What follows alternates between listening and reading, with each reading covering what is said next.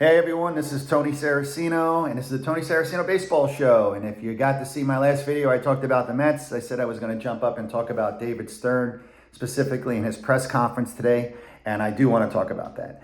And I'm not one of those guys that, like I said before, you looked at David Stern and you see that arrogant little smile that I'm smarter than everybody else, and I can read numbers, and I can look in, and I know a little something that you don't know. That's been his attitude. The New York press is not giving him a break on any of that stuff.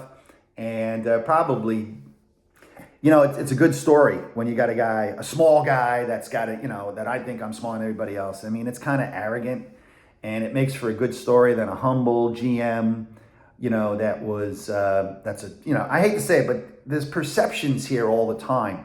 I remember my favorite general manager that's ever been in New York was George Young.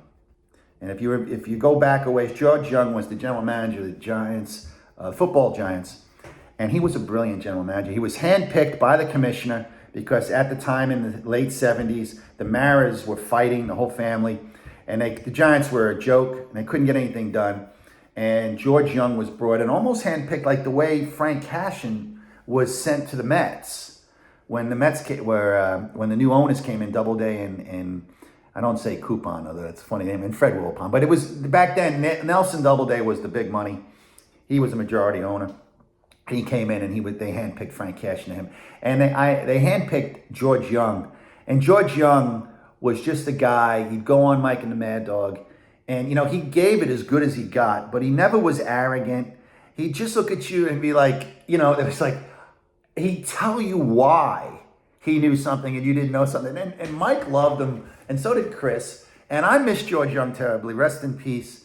He was brilliant with the Giants. He won 2 Super Bowls with them. The only mistake, they make a lot of, every general manager is going to make mistakes. I never figured out why he chose Ray Hanley to be the GM after Bill retired. I know Belichick probably went his own way to Cleveland, but I just looked at that and I kind of wondered why that happened. And I got to go back when I get time, because I didn't mean to talk about George Young today. Why that happened. But George Young, to me, was a New York general manager. He came in and he faced the press and he'd look you in the eye and he did a great job. Okay, I always thought Donnie Walsh was a great general manager for the Knicks. He turned the Knicks. He didn't turn around. Well, when he turned them around, Dolan then turned them back around again. But Dolan came in and figured out the salary cap issues that Isaiah Thomas did, and he did a great job. And he was a very astute basketball guy. So anyway, let's get back to David Stern and the Mets in his press conference the other day. And I watched it, and there's a couple of things that stand out to me. One, he was saying, obviously, we're not having a good season. Really? No shit. No. Okay. Granted, we know you're not having a good season. You don't need to, it was like we didn't know. Okay? You just come out and it was funny, we're not where we want to be. Really? You mean at the time you had the news conference, you were in last place? I love the rhetoric that these guys throw out there. We appreciate the fact that your season sucks so far. I'm supposed to look into that and say what? Hey, you're right. Oh boy, I didn't know. We all don't know that. What are you going to do to fix it? That's what a GM that would impress me. What are you going to do to fix this right now? You're bringing guys in. He blamed it, shockingly, on injuries. Okay, Polanco, Lindor, and who's the other guy who went down? And Roberts. All right, suddenly Roberts and Polanco were going to make a difference. But he blamed it on the injuries, and that's fine. But he said something that I thought was really, it wasn't an exercise in rhetoric to just go on and blurt, but he said something that was a bit of revisionist history. He said, oh yeah, the guys who've gone down don't have an injury history. Lindor doesn't have an injury history. I'll give you that. I don't know what you're talking about with Polanco and Roberts. Go take a look at the back of Polanco's baseball card. He's played more than 130 games 3 times in his career. And he's been in the league 7-8 years. So what are you talking about? The guy's hurt every year. And Roberts has played over 130 games once in his career. So the guys you brought in here had an injury history. And you should have figured that out, that this was going to happen. So the depth that you had, he wouldn't even, he was very non-committal about the depth in the minor leagues. And gee, you've been here now almost 2 years, so you've had a couple of drafts. So your minor league system better start flourishing. And you got AJ Ewing up here, and you got Benj. So we'll see what happens with those guys this year. I'm not ready to judge it too quickly, but maybe those 2 injuries to Polanco and Roberts were a good thing. I mean, let's be honest. If you're telling me that you're in a bad spot, who's to say that those guys would be playing better than Benj and Ewing? I mean, I like what I see with Benj and Ewing. I mean, they're not great. They don't have the power that Roberts and Polanco have. And that's what, Mendy was complaining about the other day, that, we don't hit enough home runs. Well, okay, I get that too, but, you don't have any depth. You got $320 million payroll. Tell me why you don't have any depth. You're not going to address. If I was sitting in that press conference, that's the first question I would ask them is, how could you put this lineup out there after you spent $320 million? Where's you don't have extra pick. Every team has got guys hurt. The Yankees got guys hurt all the time. The Yankees have the worst traders, I think, in Major League Baseball. They got guys hurt, and they got Stanton on a team who's hurt all the time. And you lost Fried. They lost Cole. They lost half their starting staff. Rondon went down with a back injury. So they got guys hurt all the time. So this is just part of the way it goes. You're supposed to have depth and guys who can step in. And don't sit there and tell me that you brought guys in who don't have, who they didn't have an injury history. No, that's bullshit. They had injuries, and they've had injuries their whole career. So you brought them in, and you don't have the depth to cover them. Okay, unless you say it's Benj and Ewing, that's fine. But if you look at this honestly, Vientos and Beatty, if they continue to hit 230 with not a ton of power, one of those guys can't be in the lineup. So again, you don't have any depth. Okay, you don't have any depth, and you didn't prepare for any depth. In fact, the guys you traded never got hurt. Okay, Pete was in the lineup every day. Brandon Nimmo was in the lineup every day. Jeff McNeil was not in the lineup every day, but he's never. I mean, he had one injury with the Mets, but he was incredibly reliable, and he could be out there all the time. So what are you talking about? You traded guys who don't get hurt, and you brought in guys who are injury prone. So I struggled with that line in the news conference specifically. Okay, and then I struggled with, I get he's going to wait till July to be a seller. If the Mets are 10 games under 500 on July 15th, they're going to look to sell. But what I struggle with is what are you going to sell? What do you have that everybody wants, that anybody would want? They're not trading Soto. You're not trading Lindor. And you're probably not trading Bo Bichette. I mean, maybe you could, but someone's going to have to pick up. I don't know. Let me see. I apologize, folks. I should have looked at I have looked at his contract status, and I don't remember it. So let's take a quick look here. Bo Bichette. And he's a free agent after this year. So maybe he's your one guy that you're going to trade. Okay, they got him on. Yeah, he's got 1 year left. He's a free agent after 2027. I don't know how this works when they do this stuff. Yeah, free agent. No.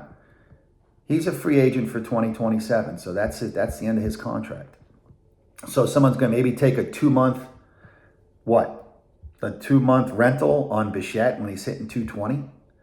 And by the way, he's a negative WAR player right now. He's a negative WAR player. So it tells you how bad his fielding is on top of, it's basically saying if he doesn't hit, you got problems. All right. So he's the one guy. Who else are we going to sell here? I'll look up and down the Met lineup, the Met team here. I'd love to understand who you're going to. Devin Williams, you're going to trade. You got him signed for 2 more years after this year. Are anybody going to offer anything for Beatty or Vientos? I don't see that happening. Carson Benj, no.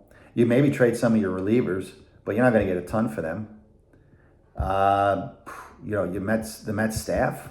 I'd like to have an understanding what can we get for anybody there. So, and even though the Mets are sellers, I'm very curious to what they're going to get. I don't see them getting anything for Bo Bichette. I'm sorry. I know it's a 2-month rental. Maybe somebody takes a shot on him that maybe he gets hot, but I don't see anybody trying to pick him up.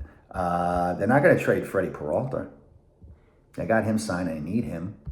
What value? What are they going to? So they're going to sell, but what are they going to sell? I thought that was funny because what are you going to sell? I mean, be honest. The Mets, you're going to be sellers, but you're going to be selling a lot of rotten apples. I don't see anybody giving you anything. So I just thought there's just certain, like, I don't want to say he comes off like a sneaky little bastard, okay? I don't want to say that because I don't know the guy, and I hate to judge it on interviews.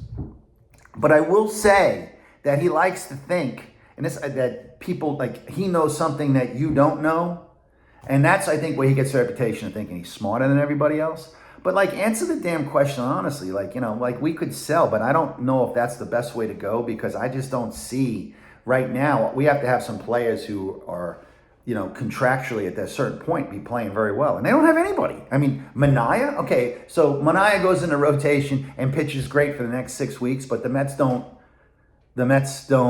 go anywhere. So what are you still going to get from Manaea? You're going to get a minor leaguer. You're not going to get a player. You're not going to get the Yankees traded, Aroldis Chapman years ago because he was the top-notch closer, and the clubs went for him and won a World Series, and the Yankees signed him back at the end of the season. So I'm not a huge Brian Cashman fan, but that was a big coup there. I'll give the Yankees. They got a lot of credit on that one. But, I mean, they got nothing to sell.